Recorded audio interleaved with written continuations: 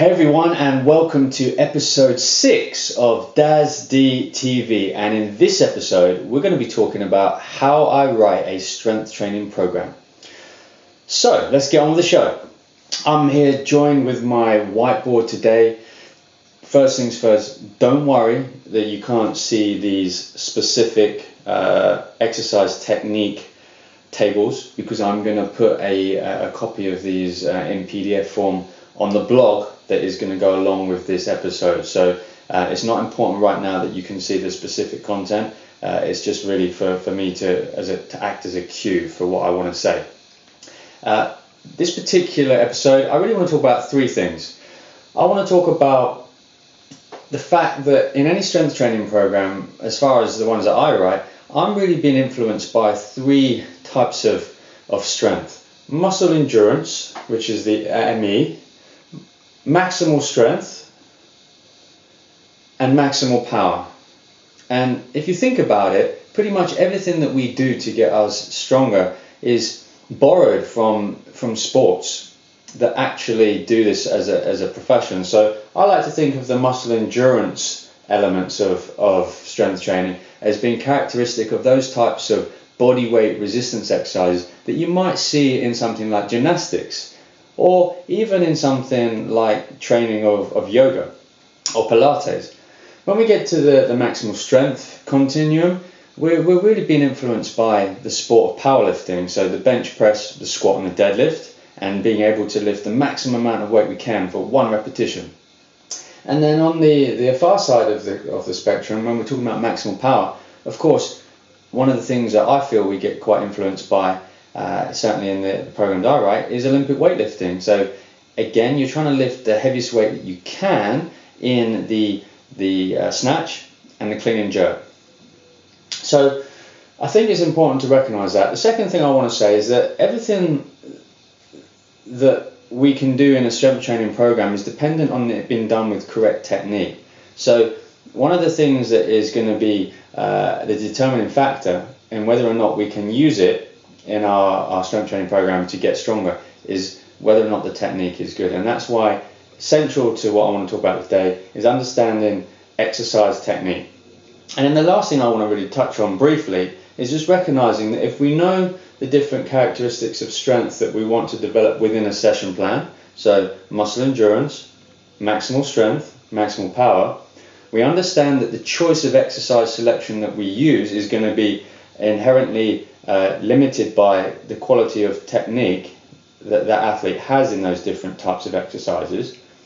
And then I think the last thing to say, and again, you're not going to be able to see it very clearly here, I apologize, is then to start to think about the best way in which to put those things in an order, because it does make sense that you would start with one type of movement pattern and then work down the chain towards different types, and I'll briefly explain that now. So if we start with the top, and this kind of links back, if you haven't seen the previous episode, look at the previous episode where we talk about teaching and training components. But what I want to highlight here is that, generally speaking, the way I write a strength training program is based on the fact that I want to start initially with a training phase that has more focus on muscle endurance. The reason I want to do that is because we know that exercises which you can endure generally are going to be done at less intensity, in higher volume, and these are going to be beneficial, firstly because they're lower intensity, so they're less stressful on the body, gives us more time to adapt. But secondly, from a connective tissue point of view, exercises which are done repetitively at lower intensity and higher volume are better at developing the tendon and ligament strength that's important for a safe and effective training program. So what you see in my first training program is I'll spend a little bit more of the session training, and that's what I put TR, that means training qualities of muscle endurance, okay? But I'm still going to be touching on maximal strength and maximal power, but I'm going to be predominantly working on those exercise techniques. So I'm not necessarily expecting to get a training adaptation in terms of high levels of strength transfer or high levels of power, but I'm just simply putting in the work to get the techniques so that I can use them in later training cycles. later down the track, later in the preparation phase, I want to make more of my focus on really getting maximally strong. So what you'll see here is I spend a little bit less time training maximal muscle endurance, and I'm going to spend more time in this maximal strength phase, and I'm going to start to use it in a training form. So I'm actually going to be looking to chase a bit of load here. And again, you can see here that I'm still working on the techniques. I'm still teaching some of the exercises that I want to use in the power phase. And then finally, as we get towards the end of the preparation phase, and again, I should have said, but you could think of this as like early preparation, mid preparation, and late preparation. You'll see that I'm still training muscle endurance, but in smaller amounts.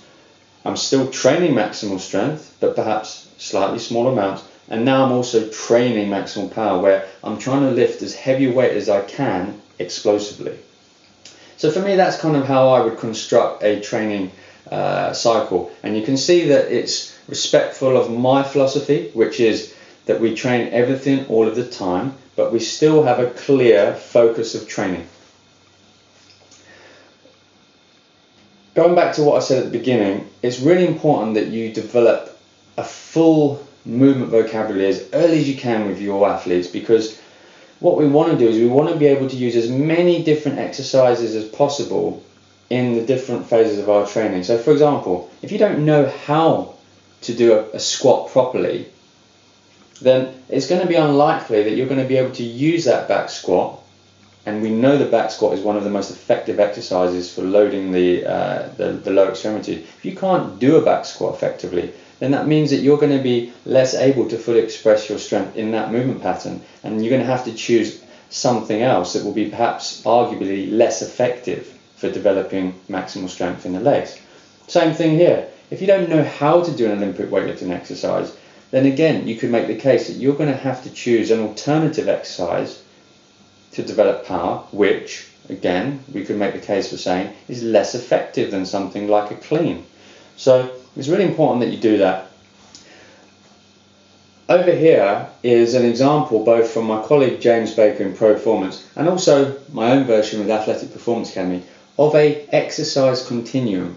And I think any training program that you're working within should, at the base of it, have some kind of journey of exercise technique that we want everyone to go through from when they first start training all the way through, and try and get them to be able to do as many of these techniques as possible. Again, won't go into massive detail now, but you can see that James here has got different categories of movement. So you're talking about bilateral lower body, hip dominant, bilateral lower body, knee dominant, unilateral lower body, knee dominant, unilateral lower body, hip dominant, upper body, horizontal pull, upper body, horizontal push, upper body, vertical pull, upper body, vertical push, core bracing, and then the transverse core. And then he's got 5 progressive exercises that you can do in each of those categories of movement. So I've broken it up into upper body push and pull. And as an example, for my push category, I've started with the press up. I've then progressed that to a dumbbell bench press, and in the final section I've looked at the overhead press. And then for the pull, I've started with the lying pull up, I've progressed to the bent over row, and I've finished with the chin up.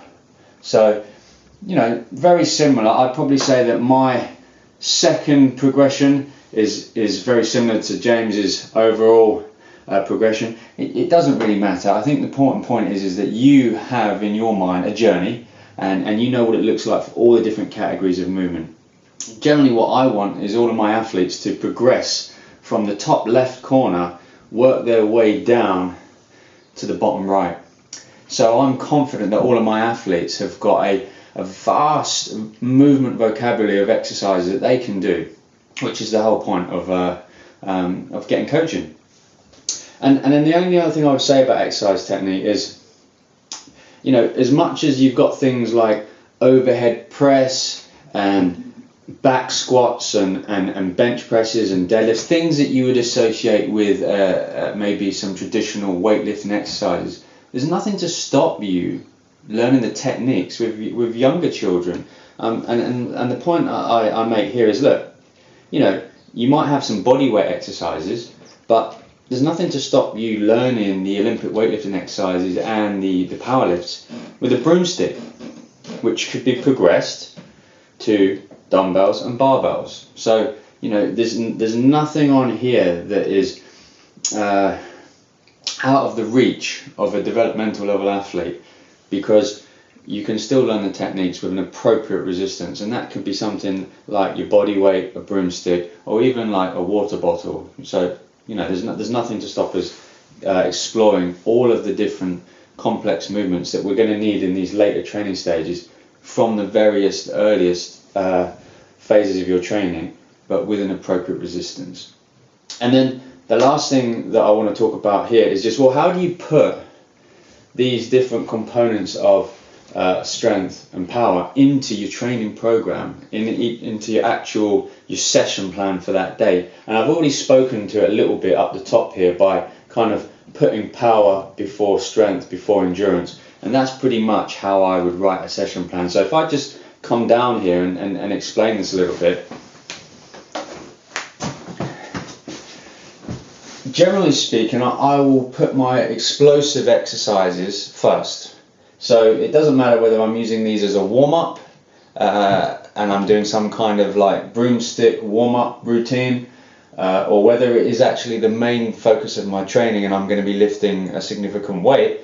I'd always do that first, because it's the intent. It's the intent to lift explosively, and we want to do that while we're fresh. So let's just say, for example, that I'm doing something like 5 sets of 3 here. Once I've done my power work, I want to get into my main strength work. And again, it sounds like a broken record, but it doesn't matter whether I'm lifting for technique purposes and I'm using a broomstick and I'm learning how to do the back squat, or whether I'm using it as the main training focus of my session and I'm lifting some heavy weight. I'm going to do that second, because again, it requires concentration. Some of these exercises are quite technical, and as well as concentration, if I am going to be lifting weight, it's going to have a lot of intensity to it. So again, I want to do it when I'm fresh. Let's just say, for example, I'm going 5 sets of 5 here. Then I want to look at what other strength exercises might I want to do. So typically in the main strength section, we're looking at the things that are going to lift the most weight. So squat, deadlift, bench press, overhead press.